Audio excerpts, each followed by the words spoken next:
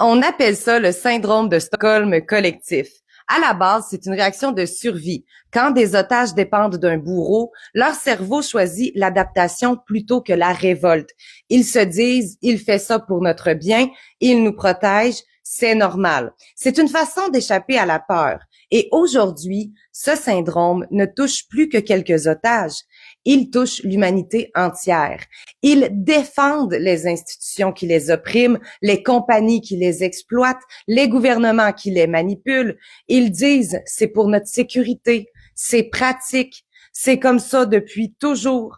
Mais c'est exactement ce que disaient les otages à Stockholm. On a simplement remplacé la banque par le système.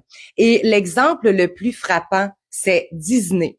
Regarde, les parents se battent pour défendre une multinationale de plusieurs milliards, comme s'il s'agissait d'un membre de leur famille.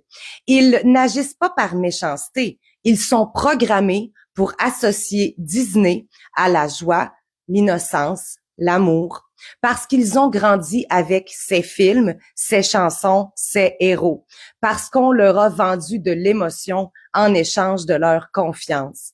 Et maintenant, quand quelqu'un ose remettre en question Disney, leur cerveau le perçoit comme une attaque personnelle.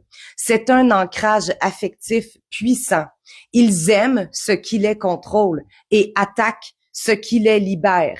Mais ce n'est pas juste Disney, c'est la même chose avec les gouvernements, les médias, les multinationales. Les gens défendent leurs bourreaux parce qu'ils croient qu'ils n'ont pas le choix.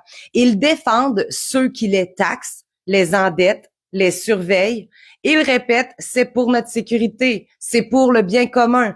Et pendant ce temps, on leur retire tout. La propriété, la liberté, le droit de penser. C'est la même mécanique psychologique que dans une relation toxique. Le peuple a peur de perdre son protecteur, même s'il le détruit à petit feu.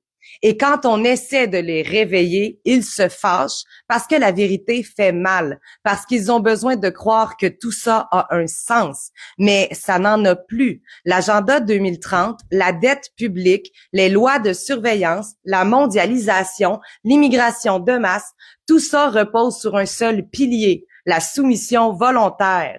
C'est ça, le syndrome de Stockholm collectif.